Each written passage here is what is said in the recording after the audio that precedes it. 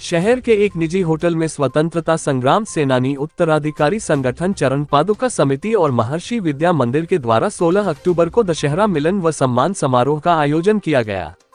कार्यक्रम में छतरपुर पुलिस अधीक्षक अगम जैन, न्यायाधीश अनिल चौधरी, IMA अध्यक्ष गायत्री नामदेव मौजूद रही। शहर की 6 से भी अधिक विभिन्न सामाजिक क्षेत्र में कार्य करने वाली संस्थाओं द्वारा शहर की प्रतिभाओं को सम्मानित किया गया। महर्षि विद्या मंदिर के प्राचार्य CK शर्मा का समिति द्वारा सम्मान किया गया।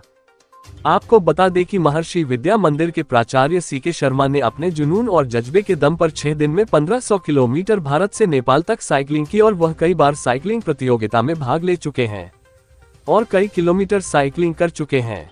साइकिलिंग के लिए महर्षि विद्या मंदिर के प्राचार्य CK शर्मा को समिति के द्वारा पुरस्कृत किया गया। साथ ही बुंदेली लोक गायिका सुश्री कविता शर्मा का सम्मान भी समिति के द्वारा किया गया। कविता शर्मा ने आगर दम बागर दम गाना व अन्य प्रस्तुतियां भी दी।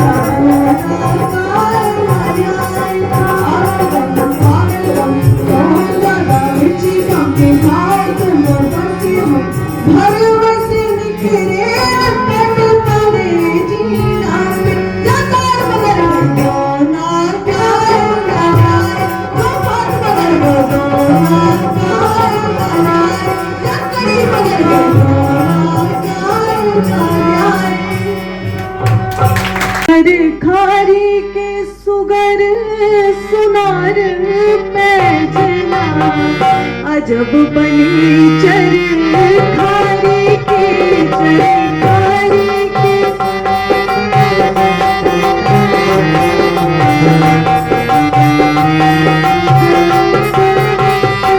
चरखारी के सुगर सुनार पैजना अजब बनी चर खारी के चरखारी के सुगर सुनार पैजना अजब बनी चर खारी के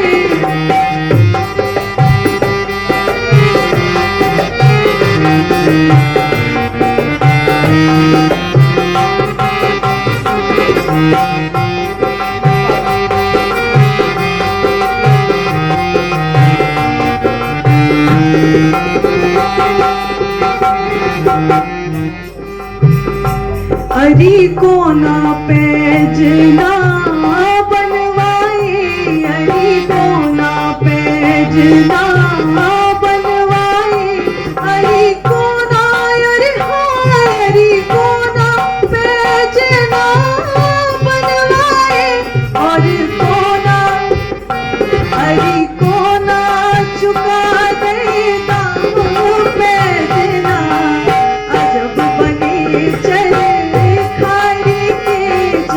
खारी के सुगर सुनार पैजना अजब बने चले खारी आज दिन सोने को महाराज।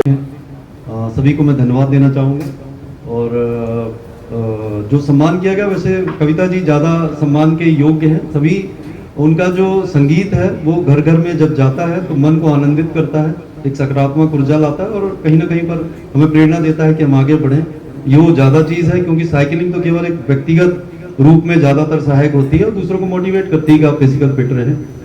अब सोचेंगे साइकिलिंग इस एज में, जैसा मेरे को कहा जाता है कि 21 साल में, कोरोना के बाद शुरू की साइकिलिंग, तो पहले से करता रहता आदमी, लेकिन मैं थोड़ा जरूर बताना चाहूंगा साइकिलिंग के बारे में। वैसे साइकिलिंग मैं और मेरी पत्नी दोनों ही करते थे, लेकिन अब उनको थोड़ा सा पैर में तकलीफ हो गई है तो इसलिए नहीं कर पाते। लेकिन जब हम शादी हुई उसके बाद दोनों ही बड़े बड़े शहरों में, मेरे बारे में शायद आप जानते हो कि मेरा आर्मी बैकग्राउंड है, और मैंने जैसा आपको बताना चाहूंगा, मैं 22 साल मैंने आर्मी में परफॉर्म किया है और उसके बाद वॉलंटियर रिटायरमेंट लिया है। और रिटायरमेंट के बाद फिर मैं शिक्षा विभाग में जुड़ा। जीवन में दो ही चीज करना चाहता था मैं। मेरे फादर आर्मी में थे, इसलिए मैं भी बेरोजगार नहीं रहा, पढ़ते ही पढ़ते नौकरी लग गई, पीजी किया और उसके बाद रिटन टेस्ट और वो हो गया, कमीशन मिल गया, रिटायरमेंट ले लिया और उसके बाद टीचर भी बन गया। मतलब सैनिक भी बनना चाहता था, अफसर और टीचर भी, तो दोनों ही बन गया, तो दोनों पूर्ण हुआ। लेकिन उसके बाद मेरे को हमेशा रहता था फिजिकल फिटनेस जरूर अच्छी होनी चाहिए, और एक ये रहता था कि निरोगी होना चाहिए, क्योंकि लगभग आसपास के लोगों को मैं देखता था कि वो कहीं ना कहीं पर डॉक्टरों की एक दवाई से लेके इतना बड़ा 100 गोली का डब्बा बुढ़ापे तक आ जाता है, मरते मरते तक। तो मुझे लगता था निरोगी जरूर होना चाहिए। तो उसमें ये जो देखिए तन है, ये तन हमेशा जैसे जैसे एज बढ़ती है तो तन सक्रिय होना चाहिए, मतलब फिजिकली आपको सक्रिय होना चाहिए। और जैसे जैसे एज बढ़ती है तो मन सक्रिय नहीं होना चाहिए, क्योंकि मन चंचल होता है। तो मन स्थिर होना चाहिए यदि आपको स्वस्थ जीवन जीना है। तो इन दोनों पर ही हमको इस तरीके से सोचना होगा कि हम 100 साल जिए, निरोगी जिए, वो तभी हो पाएगा जब आप तन को अर्थात अपने फिजिकल को, मतलब अपने शरीर को सक्रिय रखेंगे, हमेशा मूवमेंट पे रखेंगे। जिनमें से एक से तो पहले मैं मिल चुका हूँ, कई बार मिलना हुआ शर्मा जी से, और महर्षि विद्या मंदिर में जाना हुआ। आप वहाँ तो अच्छा काम कर ही रहे हैं और आपकी फिटनेस के भी चर्चे हैं, लेकिन इतने चर्चे कि 1500 किलोमीटर आप चला लेते हैं, ये हमको बहुत अच्छी बात है कि इस उम्र में भी आप इतना कर पा रहे हैं। मुझे लगता है कि हम आपसे आधी उम्र के होंगे और 50 किलोमीटर चलाने में भी थक जाएंगे। तो उस हिसाब से आप युवाओं के लिए, वृद्धजनों के लिए, प्रौढ़जनों के लिए, सभी लोगों के लिए प्रेरणा स्रोत हैं। दूसरे हमारे बीच में विभूति हैं मैडम कविता जी। आप बहुत अच्छा गायन कर रहे हैं, आपको एक बुंदेली आइडल का पुरस्कार मिला, सब चीज़ें हैं। लेकिन मैंने आपका गाना पहले नहीं सुना था, बाद में ज़रूर मैंने YouTube पे सर्च करके सुना और बहुत अच्छा लगा। और मुझे पता चला कि क्यों इतना गाने के और आपके गायन के इतने फॉलोअर्स हैं। गाना चूँकि बुंदेली में था तो मुझे बहुत समझ तो नहीं आया। बीच में ऐसा भी था उसमें कि नॉन ज़्यादा मिर्ची कम,